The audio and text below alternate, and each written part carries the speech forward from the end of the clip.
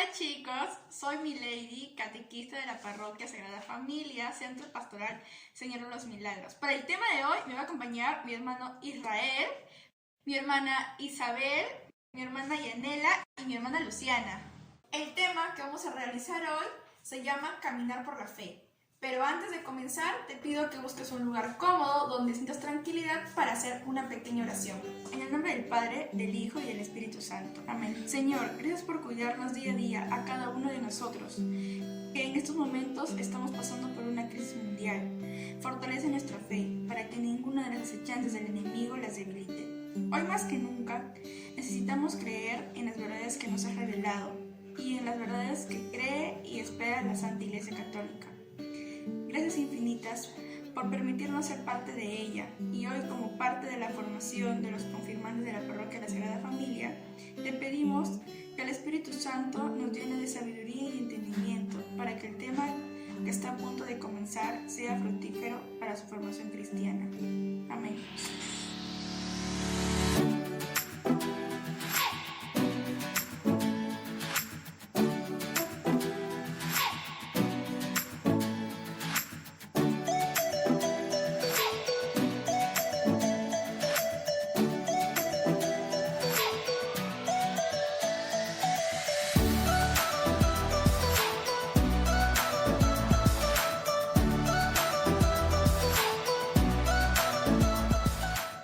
Bueno chicos, a continuación vamos a ver el siguiente video. Por favor, presta mucha atención.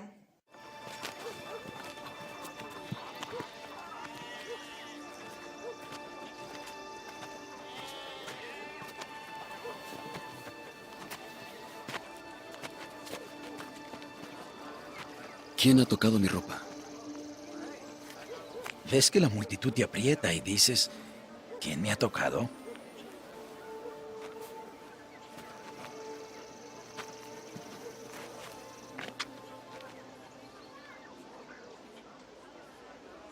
Maestro, he sufrido de flujo de sangre por 12 años y sabía que si apenas pudiera tocar tu manto, sanaría ahora. Hija, tu fe te ha sanado.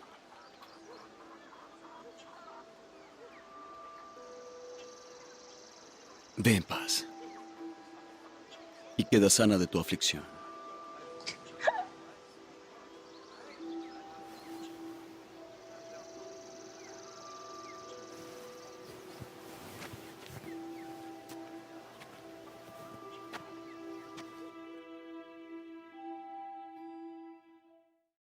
Para comenzar con el tema debemos saber qué es la fe. La fe es una de las virtudes teologales, pero ¿qué son las virtudes teologales?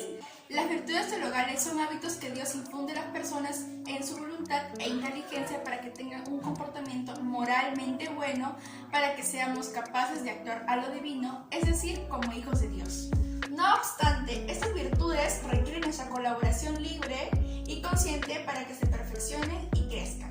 De acuerdo a la 1 de Corintios, capítulo 13, versículo 13, estos dones son tres: la fe, la esperanza y la caridad. Por lo tanto, de acuerdo al Catecismo numeral 1814, la fe es la virtud teologal por la que creemos en Dios y en todo lo que Él nos ha dicho y revelado, y que la Santa Iglesia nos propone porque Él es la misma verdad.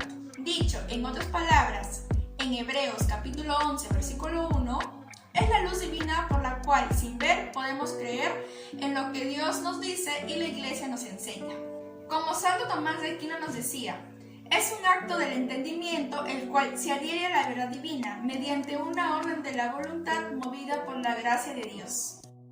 A continuación vamos a ver los 7 rasgos de la fe.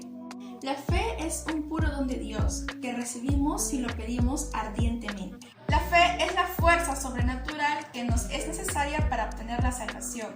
La fe exige la voluntad libre y el entendimiento lúcido del hombre cuando acepta la invitación divina. La fe es absolutamente cierta porque tiene la garantía de Jesús. La fe es incompleta mientras no sea efectiva el amor. La fe aumenta si es que escuchamos con más atención la voz de Dios y mediante la oración estamos en un intercambio vivo con Él. La fe nos permite ya ahora gustar por adelantado la alegría del cielo. Ahora vamos a ver las características de la fe. La fe es un encuentro con Dios, con su designio de salvación, y con la fe el hombre responde libremente a ese encuentro con Dios, entregándose a Él con inteligencia y voluntad. La fe es sencilla, no está hecha de meditación y discurso, sino de verdadera actuación con Dios como María y como Abraham. La fe es vital, es decir, debe cambiar mi vida y demostrarse en mi vida. Por eso hay que vivir en fe. La fe es experimental, es decir, es un conocimiento de Dios en la intimidad. Los que tienen fe gozan de Dios. La fe es objetiva, es decir, creemos en un Dios que se ha revelado a través de la palabra que hemos recibido de la iglesia. Palabra que es preciso conocer, aprender y hacer la vida. Y la última característica de la fe es: la fe termina en compromiso. Compromete mi vida con Dios en la fidelidad a su ley y la entrega total a Él. Compromiso de defenderla con mi palabra y testimonio, alimentarla con la continua lectura y meditación de la Biblia y difundirla a mi alrededor en el apostolado.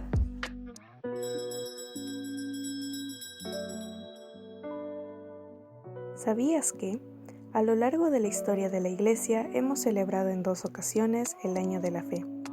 El primero fue convocado el 29 de junio de 1967 por el Papa Pablo VI con motivo del 19 centenario del martirio de los apóstoles San Pedro y San Pablo, mientras que el segundo fue convocado por Benedicto XVI el 11 de octubre del 2012 para conmemorar el 50 aniversario de la apertura del Concilio Vaticano II, el cual tiene como objetivo promover el desarrollo de la fe católica, y el 20 aniversario de la publicación del Catecismo de la Iglesia Católica.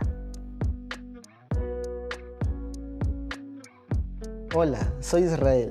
En esta parte del tema vamos a tratar sobre los deberes que impone la fe. En primer lugar tenemos el de conocerla. No solo se trata de saber, sino también hay que interiorizarla. Todo hombre, dependiendo de su estado o condición, también tiene el deber de conocer las principales verdades de la fe.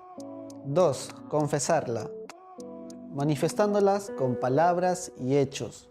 Como dice el apóstol Santiago en el capítulo 2, versículo 26, una fe sin obras es una fe muerta.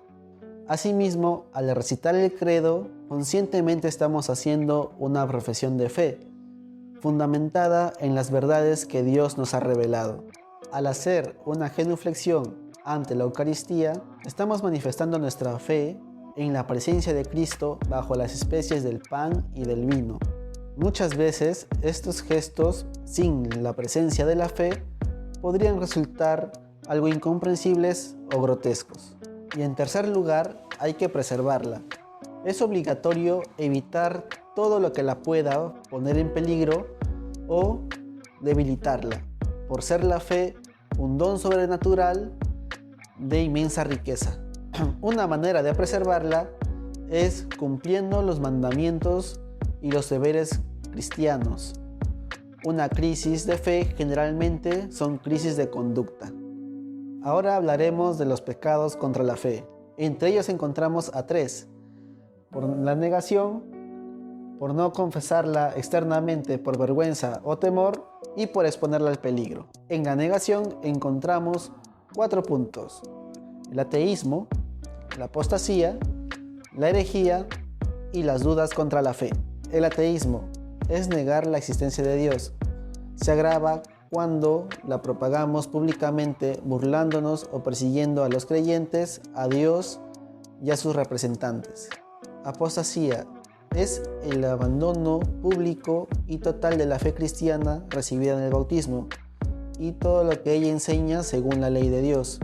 Cuando es voluntaria, es el mayor de los pecados después del odio a Dios. Herejía es oponerse inmediata, directa y contradictoriamente a la verdad revelada por Dios y propuesta auténticamente por la Iglesia. Dudas contra la fe es descuidar o rechazar por verdadero lo que Dios ha revelado y lo que propone la Iglesia. Si estas dudas son admitidas deliberadamente y no se buscan el medio para salir de ellas, se estará incurriendo en una falta contra la fe. Luego encontramos por no confesarla externamente por vergüenza o miedo. Este defecto consiste en la vergüenza de confesar externamente la fe, por miedo a la opinión que los demás puedan formarse sobre mí. Puede llevar a omitir preceptos graves, por ejemplo, no ir a misa los domingos por temor a que se enteren mis amigos con los que estoy pasando el fin de semana. O a veces puede suponer desprecio de la religión o ser causa de escándalo. Y por último, exponerla al peligro. Es el pecado de los que no se apartan del todo y que hace daño a la fe. Se puede presentar de diversas formas, tales como una conversación, en lecturas contrarias a la fe, en películas, supersticiones y muchos más. Cuando percibas algún peligro para tu fe, conviene acudir a un director espiritual o un confesor fiel a la iglesia y consultarle acerca de las dificultades o peligros que puedan aparecer.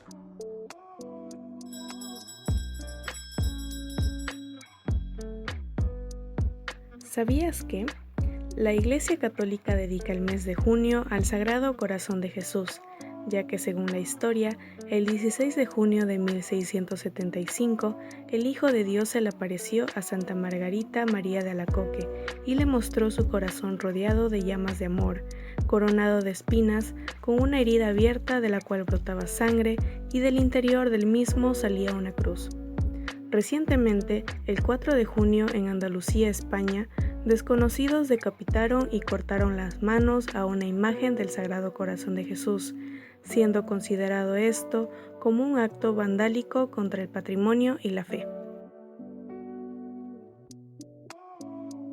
Hola, mi nombre es Isabel Albatafur y vamos a continuar con nuestro tema sobre la fe. En esta parte le vamos a explicar sobre la obediencia en la fe.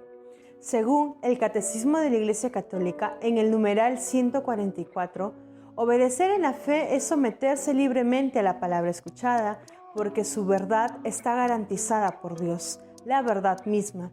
De esta obediencia, Abraham es el modelo que nos propone la Sagrada Escritura. La Virgen María es la realización más perfecta de la misma. Ahora les explicaremos un poco más sobre Abraham y la Virgen María.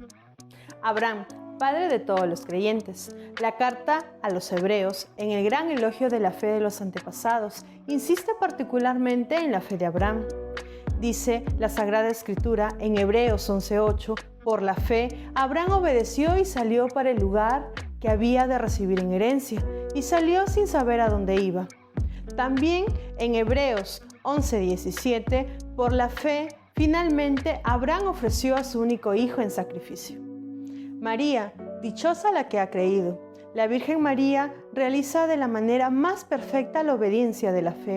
En la fe, María acogió el anuncio y la promesa que la traía el ángel Gabriel, creyendo que nada es imposible para Dios, como lo dice la Sagrada Escritura en el Santo Evangelio de San Lucas 1:37.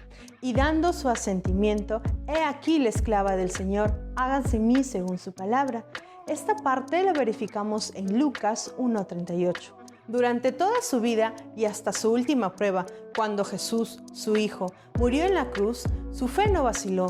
María no cesó de creer en el cumplimiento de la palabra de Dios. Por todo ello, la Iglesia venera en María la realización más pura de la fe.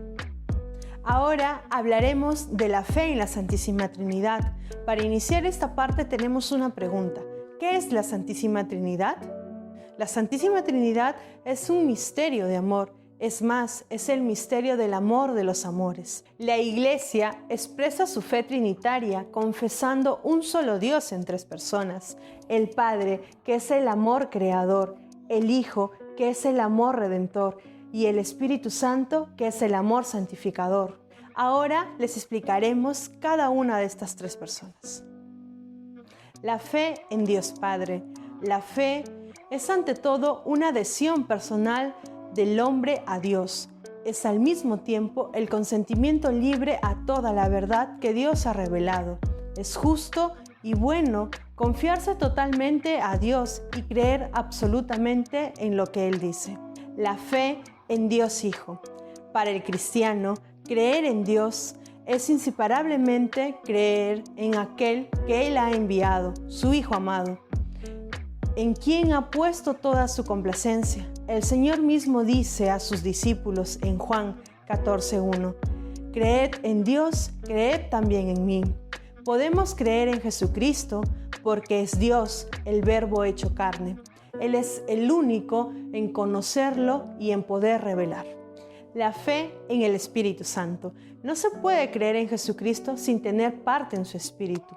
Es el Espíritu Santo quien revela a los hombres quién es Jesús, porque nadie puede decir Jesús es el Señor sino bajo la acción del Espíritu Santo, en 1 Corintios 12:3. Solo Dios conoce a Dios enteramente. Nosotros creemos en el Espíritu Santo porque es Dios. Ahora tenemos una pregunta. ¿La fe es contraria a la razón o la ciencia? La fe no es contraria a la razón. Creer no significa renunciar de la razón. Tampoco la fe puede ser contraria a la ciencia, pues lo verdadero no puede contradecir a lo verdadero. La verdad tiene una misma fuente que es Dios, y Dios no puede contradecirse. Las realidades no sagradas y las realidades sagradas provienen de la misma fuente que es Dios. San Agustín nos indica cómo debe ser la relación entre la fe y la razón. ¿Para qué y cómo utilizar nuestra inteligencia? Creo para comprender y comprendo para creer mejor.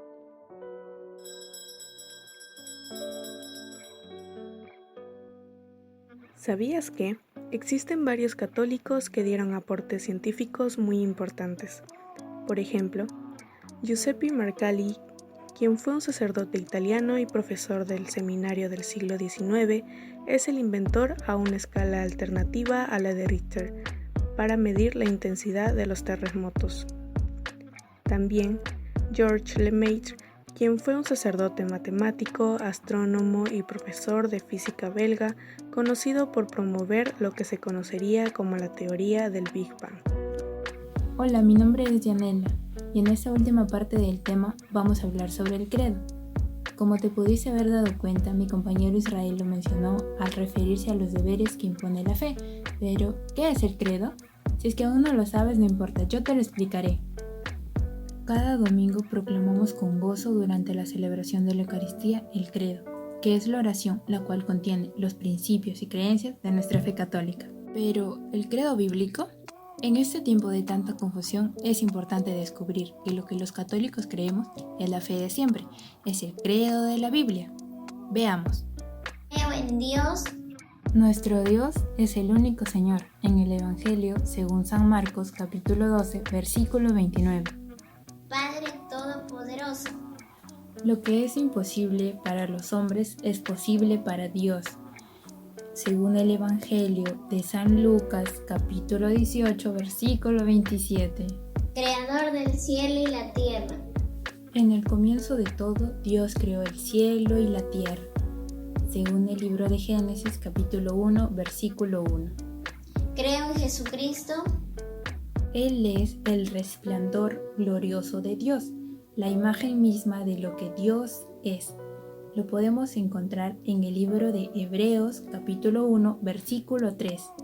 Su único Hijo. Pues tanto amó Dios al mundo que dio a su único Hijo, para que todo aquel que cree en Él no muera, sino que tenga vida eterna. Lo podemos encontrar en el Evangelio de Juan, capítulo 3, versículo 16. Nuestro Señor.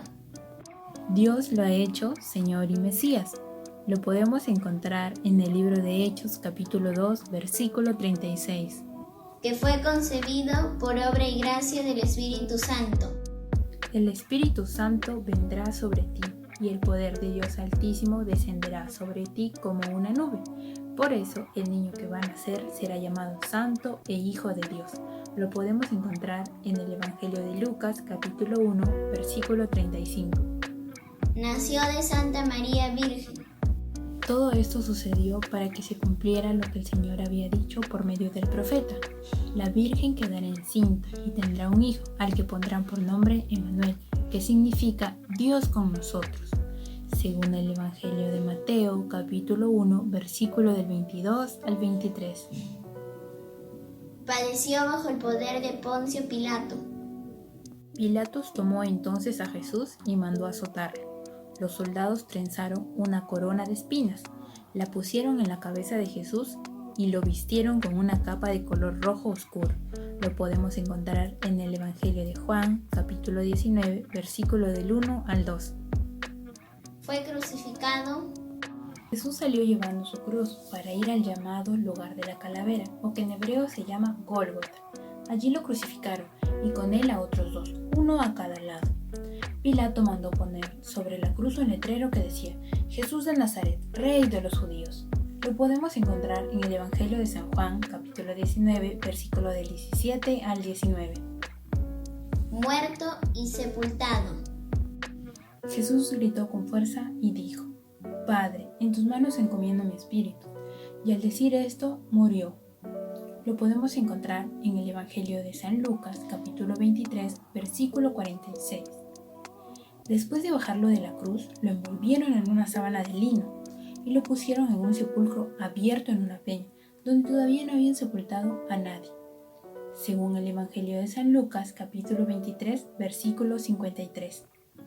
Descendió a los infiernos.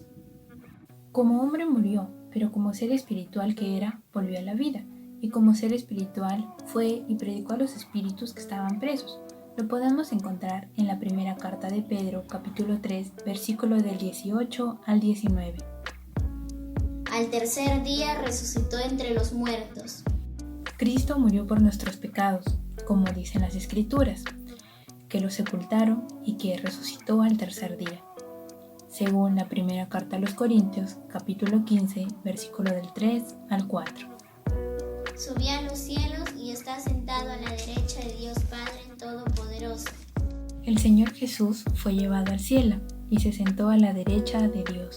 Lo podemos encontrar en el Evangelio de San Marcos, capítulo 16, versículo 19. Desde ahí ha de venir a juzgar a vivos y muertos. Nos envió a anunciarle al pueblo que Dios lo ha puesto como juez de los vivos y de los muertos. Según Hechos, capítulo 10, versículo 42. Creo en el Espíritu Santo. Porque Dios ha llenado con su amor nuestro corazón por medio del Espíritu Santo que nos ha dado. Según la carta a los Romanos, capítulo 5, versículo 5. En la Santa Iglesia. Pero ustedes son una raza elegida, un reino de sacerdotes, una nación consagrada, un pueblo que Dios hizo suyo para proclamar sus maravillas, pues Él los ha llamado de las tinieblas a su luz admirable. Podemos encontrarlo en la primera carta de Pedro, capítulo 2, versículo 9. Católica. Vayan pues y hagan que todos los pueblos sean mis discípulos, y bautícenlos en el nombre del Padre, y del Hijo, y del Espíritu Santo, según el Evangelio de San Mateo, capítulo 28, versículo 19. La Iglesia cuenta con 4 atributos. 2 de ellos ya los mencionamos, que es santa y que es católica. Pero también contamos con que la Iglesia es apostólica, según las cartas paulinas de Efesios, capítulo 2, versículo 20. Y también que es única, según las cartas paulinas de Efesios, capítulo 4, versículo del 3 al 6. Creo en la comunión de los santos. Después de esto miré, y vi una gran multitud de todas las naciones, razas, lenguas y pueblos. Estaban en pie delante del trono y delante del Cordero, y eran tantos que nadie podía contarlos.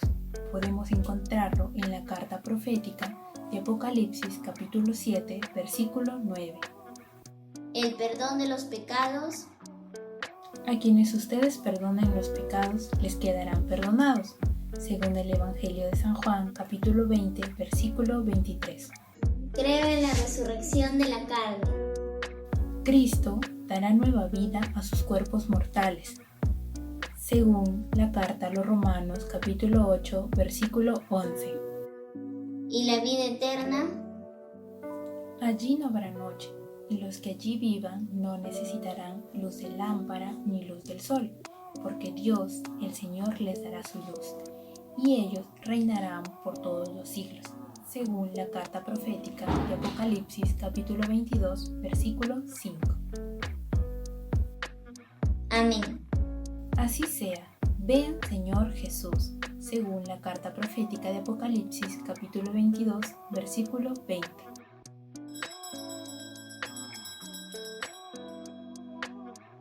¿Sabías que la Iglesia cuenta con 2 credos?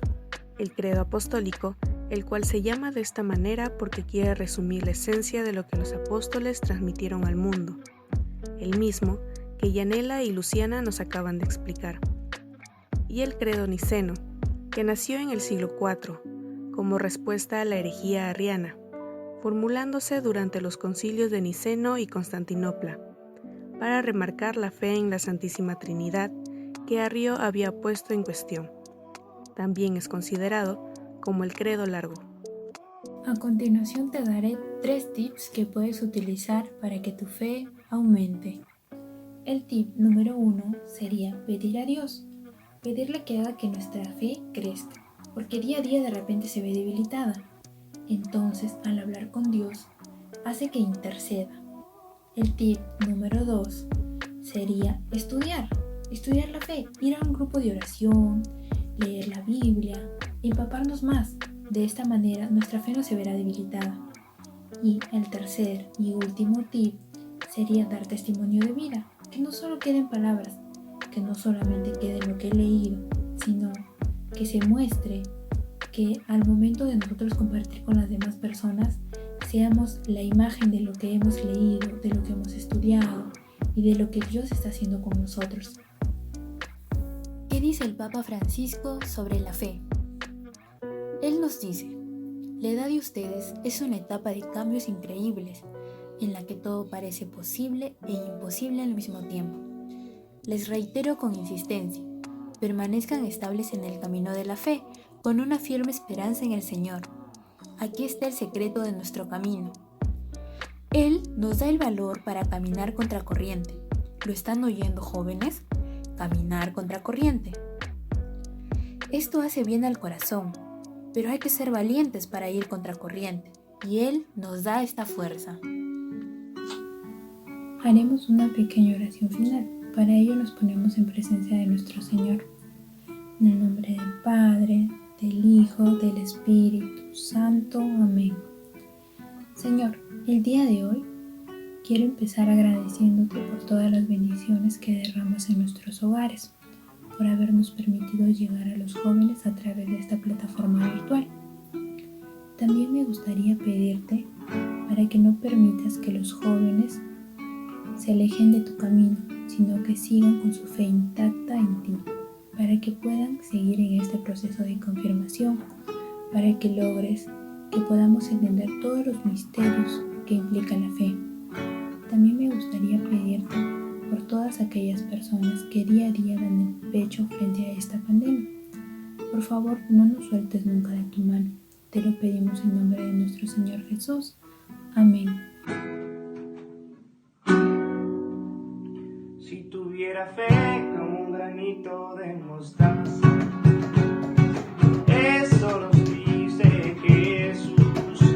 Si tuviera fe como un granito de mostaza, eso nos dice el Señor. Yo le diría a las montañas: muévanse, muévanse. Yo le diría a las montañas: muévanse, muévanse, muévanse. Y las montañas se moverán, se moverán, se moverán. Y las montañas se moverán, se moverán, se moverán. No te olvides de participar en la Santa Misa, la cual se transmite todos los domingos a las 8 de la mañana a través de la página de Facebook de la Parroquia La Sagrada Familia. Asimismo, recuerda enfrentar cada día con un corazón lleno de fe, porque cuando Cuando decides creer todo cambia. Cuando oras, suceden grandes milagros. Así que no permitas que tu corazón se atormente ni se llene de tristezas. Confía, porque todo lo que lloraste, Dios lo multiplicará en sonrisas. Solo debemos caminar por la fe. Gracias por acompañarnos.